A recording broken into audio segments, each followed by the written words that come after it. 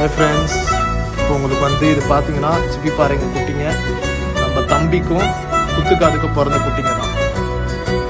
பாருங்கள், just 22 days தான் ஆகுது. எவ்வளோ குவாலிட்டியாக இருக்குது பாருங்கள். டபுள் போன்லேயே வருது குட்டிங்க எல்லாமே.